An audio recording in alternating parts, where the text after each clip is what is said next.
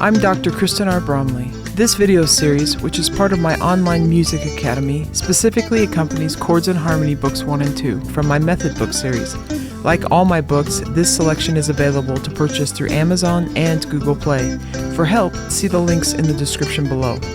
In the videos which are part of this specific course, I progress through the lessons in Chords and Harmony Books 1 and 2, explaining and demonstrating concepts and playing each of the songs and exercises contained therein, so you can hear how they sound and play them right along with me. You are of course welcome to view these videos with or without the book, but with the book you can work through all the songs and exercises, and in the process learn all the various types of chords used to play music on the guitar and master your chord playing abilities. Alright, let's get to jamming in this lesson.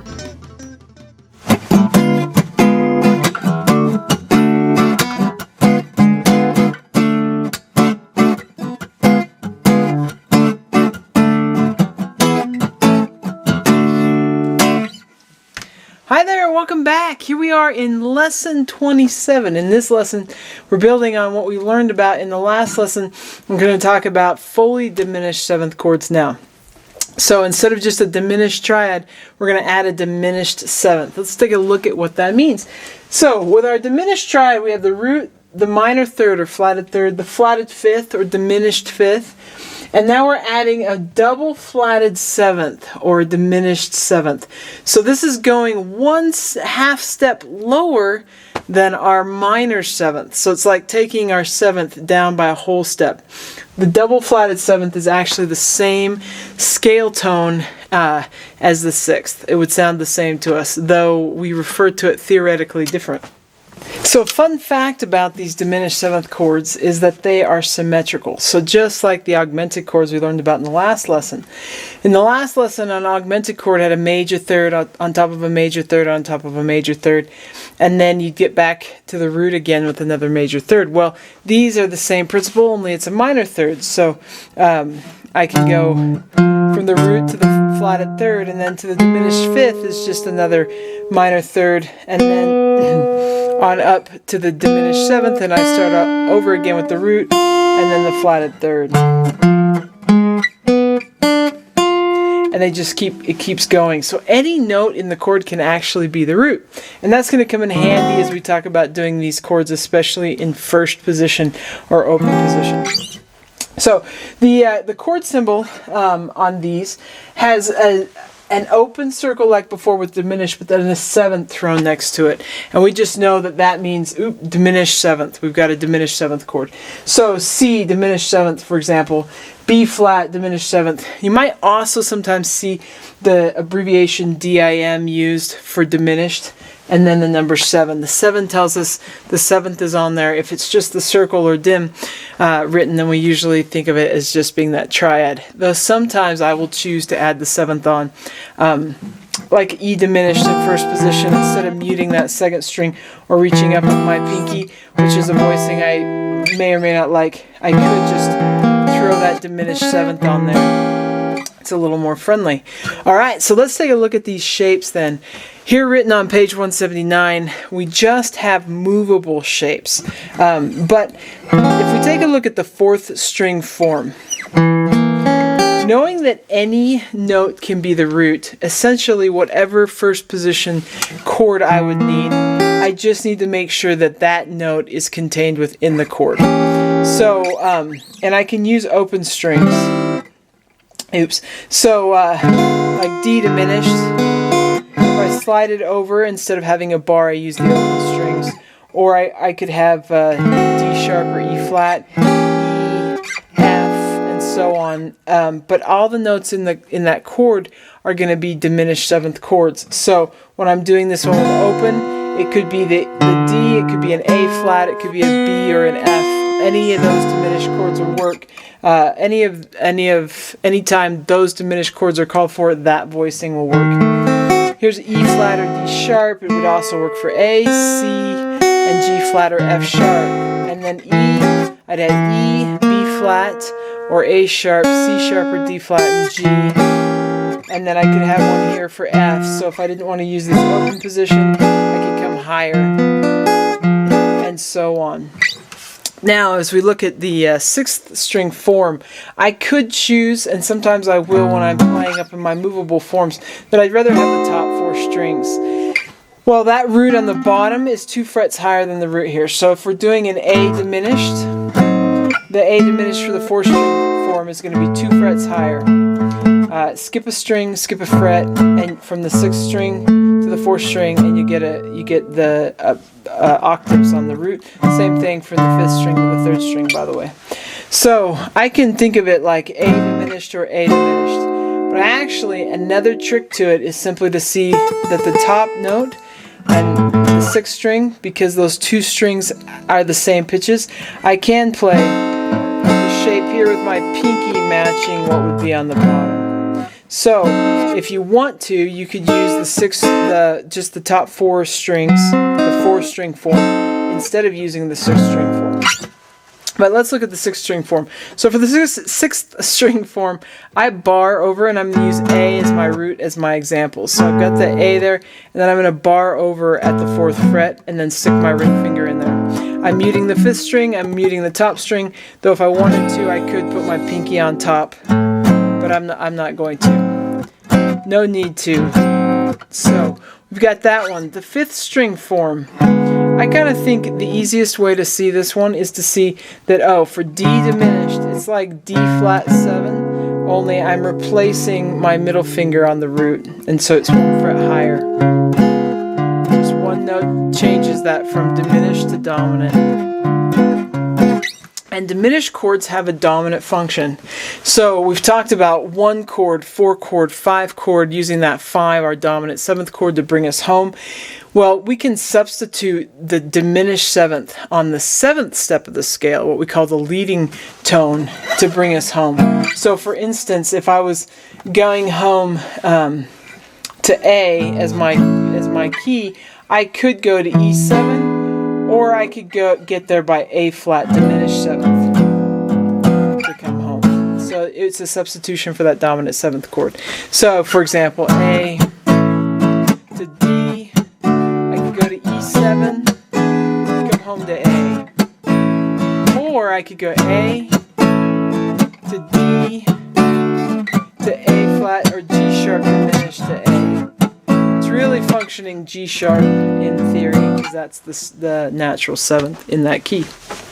Okay, so let's go back and forth here a little bit, just between these 2 shapes. So we've got the 6th string form, or the 4th string form, and the 5th string form. So you could substitute that one if you wanted. And we just go back and forth between these 2 shapes.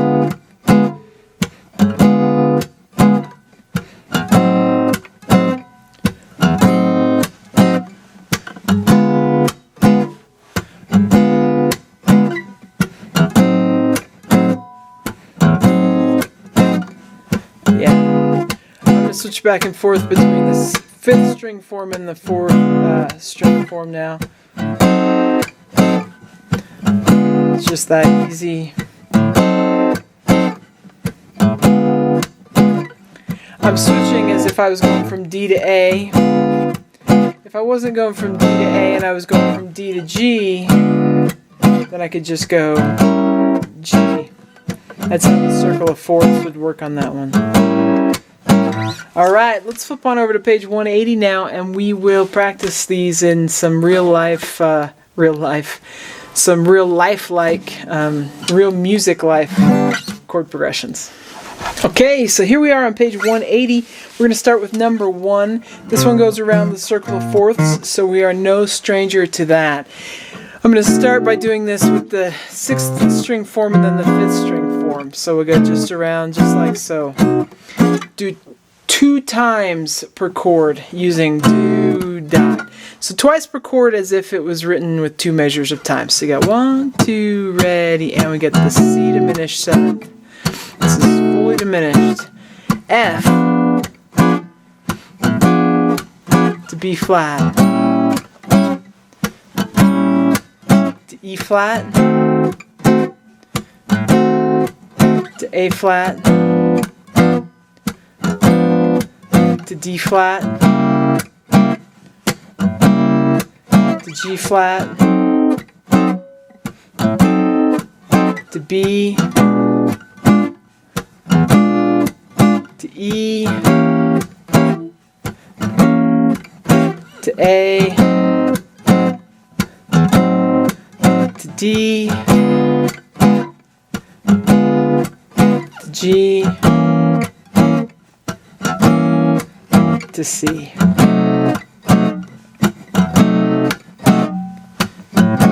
Alright, let's do it once per chord. So you got 1, 2, ready, and C, to F, to B flat, to E flat, to A flat, to D flat, to G flat, to B, to E, to A, to D, to G, and we'll end there on C. Now, you might be wondering why these are called fully diminished seventh chords. Well, we're going to learn about that in lesson 28 when we talk about minor chords with a minor seventh, which are called half diminished chords. We'll also be learning about other types of chords with altered fifths. So, seventh chords with diminished fifths, seventh chords with augmented fifths. Besides the fully diminished seventh chord that we're learning about here. Alright, let's take a look at this number 1 using the 4th string form.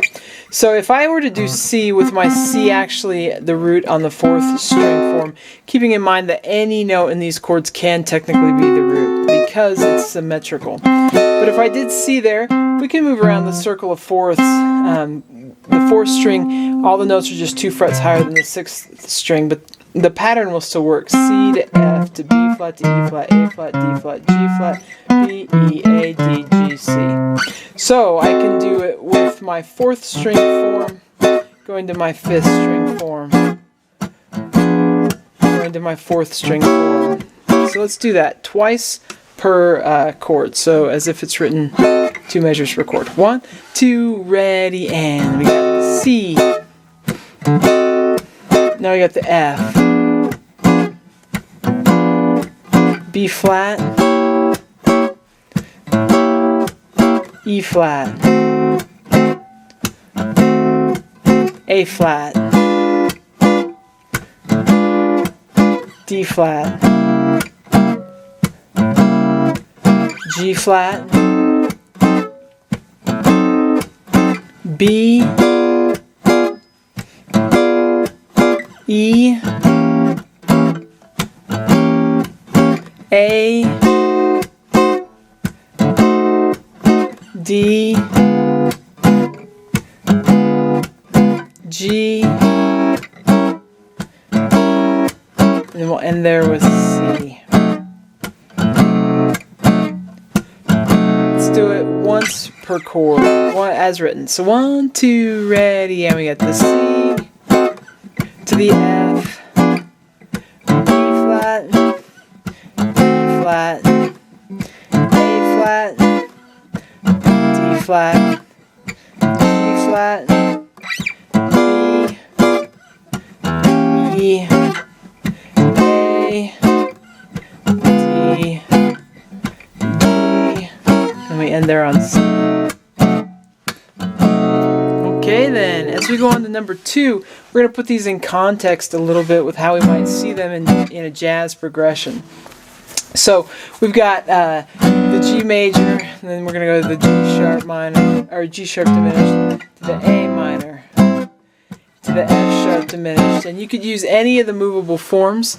I will start this nice and low, just using our 7th chords from before. So we'll go do dot dot, so change that up a little bit.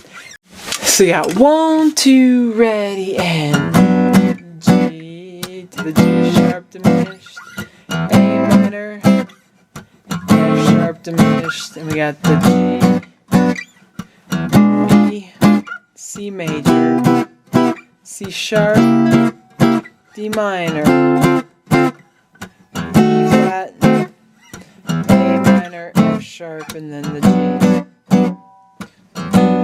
Took that one a little low, use some of the low chords. You could use 4-string forms. You also can swap out and use like major ninths and major 13ths with these. Some of those other colors that we've learned about before are just fine substituting those in here. But here, let's do that one again. As I do this one, I'm going to begin with G major 9. Probably use A minor 9, so I'm going to throw in ninths and 13ths, maybe some 11ths, just for fun. You can do the same if you want, or just focus on the diminished chord, whatever works for you. So here you go. 1, 2, ready, and I got the G major 9, the G sharp diminished. I'm going to go A minor 9, F sharp diminished, G major 9. I'm going to go B diminished, C major 13, C sharp diminished. I'm going to do the D minor 11, E flat diminished, A minor to the F sharp, G major 9. Alright, let's take a look at number 3, jazz music progression S3. Do a little Freddie Green action here. And I'll just stick to, I'll mainly stick to just the regular 7th chords this first time. We got a 1, 2, ready, and A major 7, the A diminished 7, B flat minor 7, B diminished 7, C minor 7, F7, F minor 7, B flat 7. This is kind of classic. E flat major 7, E diminished 7, F minor 7, F sharp diminished 7, G minor 7 to the C7, C minor to the F7 to the B flat major 7. So it's totally a classic moves to go up with those diminished chords in between some of these others that are a step apart. I'm going to do it again. This time I'm going to throw in some colors and play it just a little faster. So you got 1, 2, ready, and I got A flat major 13, A diminished 7, B flat minor 11, B diminished. I'm going to go C minor 11, F9, F minor 9, E flat 13, the E flat major 9, E diminished, F minor, F sharp, G minor 9, C13, C minor 9, F13, B flat major 13 with the 9. Alright, I'm going to take it just a little faster. I'm not going to talk through it. So 1, 2, ready, and...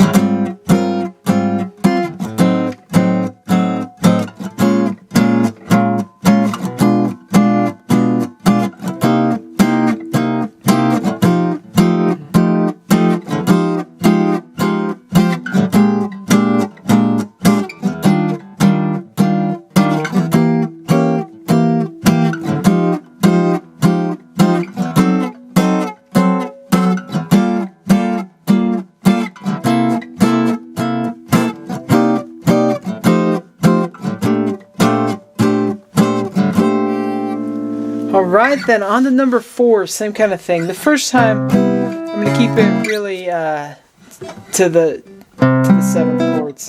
So you got 1, 2, ready, and C major 7, C sharp diminished 7, D minor 7, D sharp diminished 7th, E minor to the A7, A minor to the D7, G major 7, G sharp diminished 7th, A minor, B flat, B minor, E7, E minor, A7, D minor, E7, C major 7, C sharp diminished 7th, D minor, E7, C major 7.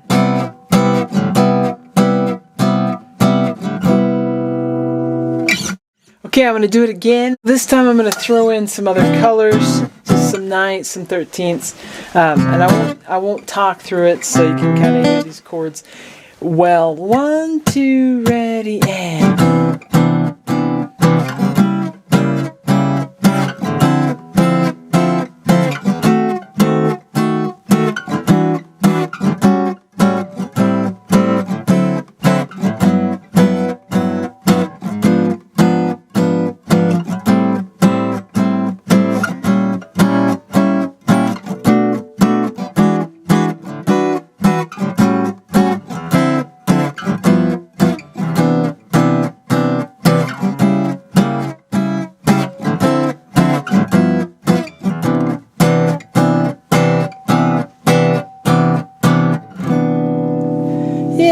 just for fun, I'm going to play, I've kind of been neglecting the 4-string form. Maybe that's the one you've been using. But I'll use that one some this time instead of the 4-string, just so you can hear it if you'd like to in context. So I go 1, 2, ready, and...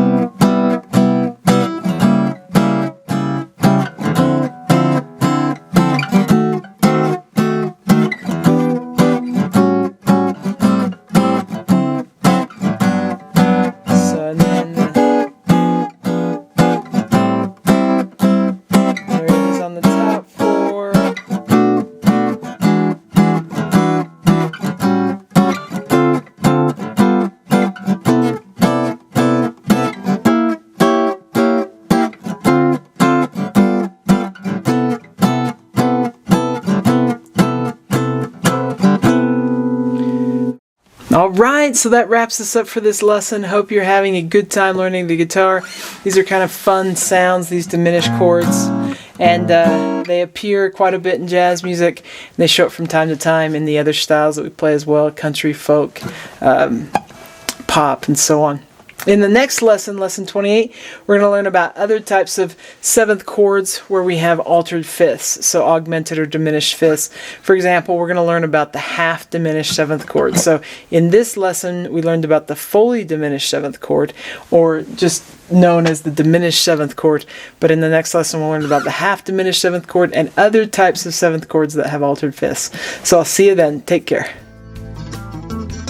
If you found this video helpful, please hit the like button and subscribe to the channel.